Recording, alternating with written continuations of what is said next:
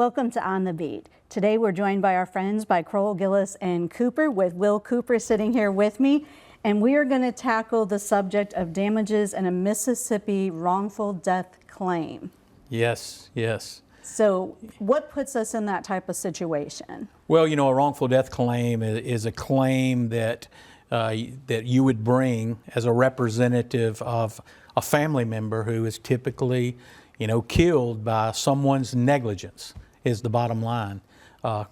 Typical case that you see every day, car accidents, 18-wheeler accidents.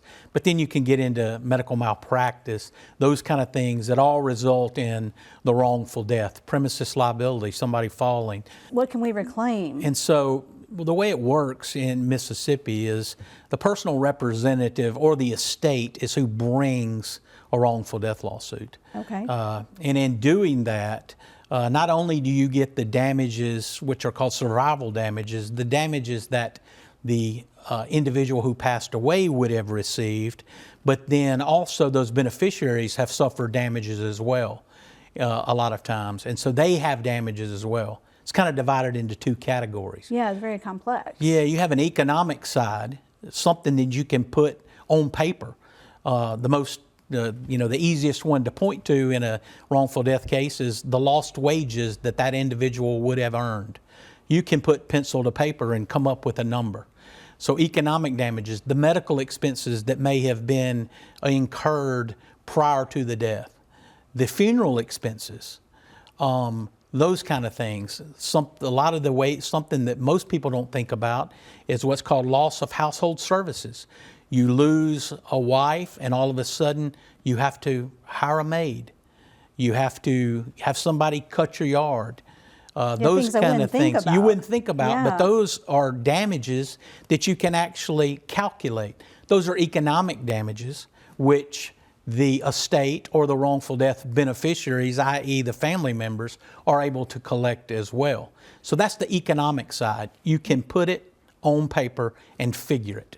Well, and that's why I need somebody like you that understands all those nuances that I wouldn't know in that situation. True, and what happens is in those situations, when we file a wrongful death case, one of the things we have to do is we have to hire an economist that can go in and figure that, because not only do you have to figure their lost wages, the loss of household services, but then you also have to figure loss of benefits, for example. Right. The benefits that individual no longer receives, i.e. vacation, health coverage, those kind of things, benefits go into the calculation as well.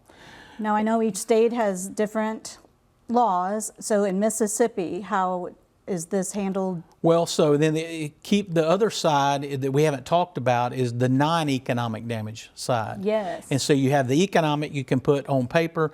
Non-economic are damages like pain and suffering. Pain and suffering the individual may have suffered prior to the death can be recovered.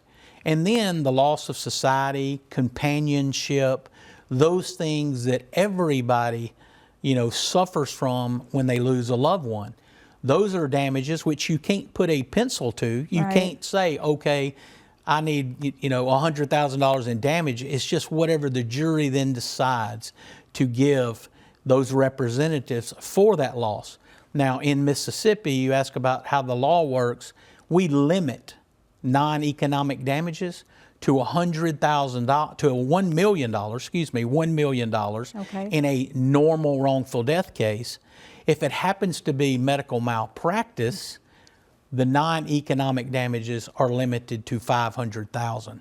And those are just damages, like I said, for the pain and suffering, loss of consortium, those kind of things. Very complex, and so you're the person to go see. So, Will Cooper, thank you so much for being on the beat and explaining that. Well, thank you. Thank you. And that's today's On the Beat.